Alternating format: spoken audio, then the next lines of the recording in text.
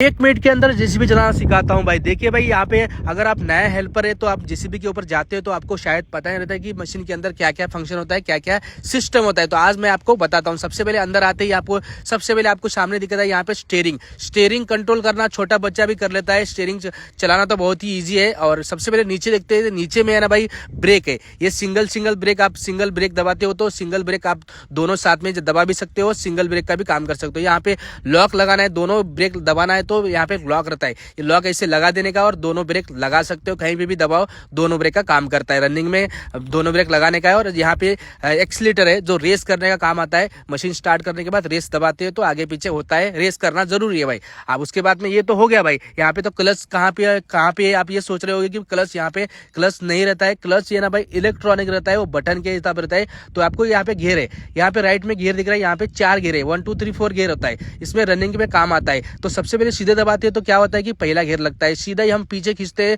तो दूसरा घेर लगता है। अगर हम आगे करके राइट में करके आगे दबाते हैं तो भाई तीसरा घेर लगता है। समझ में आ गया? सीधा ही अगर पीछे खींचते हैं तो चौथा घेर लगता है। तो समझ में आ गया। और आप सोच रहे हो कि क्लच कहाँ है ना भाई? क्लच कहाँ पूछ रहे हो ना भाई? तो क्लच कहाँ है कि भाई इसके अंदर बटन के अंदर काम होता है। बटन कहाँ पे वो आपको दिखाता हूँ, क्लच कहाँ पे होता है और गियर कैसे डालना होता है। इसमें क्लच तो नहीं है तो क्लच कहाँ है काम होता है कि भाई यहाँ पे एक बटन है, दिखाता हूँ अभी आगे करके। ये देखिए यहाँ पे एक बटन है, उसको बटन को हमको दबाना है, आगे पीछे करना। अगर घेर डालते समय यहाँ पे भी घेर क्लच है जो लोडर के सामने, और यहाँ पे भी है। और हम घेर डालते हैं तो उसको बटन दबा के घेर डालना है। आपको ऐसे डायरेक्ट नहीं घेर नहीं लगेगा, घेर लगाना है तो बटन दबा के घेर डालना है। तो उसके बाद में आपको रिवर्स फॉरवर्ड किस तरह से करना है, तो ये लीवर है तो इसको हम सीधा ही आगे करते हैं तो आगे के साइड में अभी न्यूट्रल में आगे करते हैं तो क्या होता है कि आगे मशीन चलने लगेगा। रिवर्स फॉरवर्ड का घेर है ये। और सीधे ही पीछे करते हैं तो भाई न्यूट्रल हो जाएगा। उसके बाद में सीधे पीछे लेते हैं तो रिवर्स मशीन जाने लगेगा। तो समझ में आ गया? और आगे लेते हैं तो न्यूट्रल हो जाएगा, मशीन रुक जाएगा। और सीधा ही आगे करते हैं तो आगे चलने लगेगा।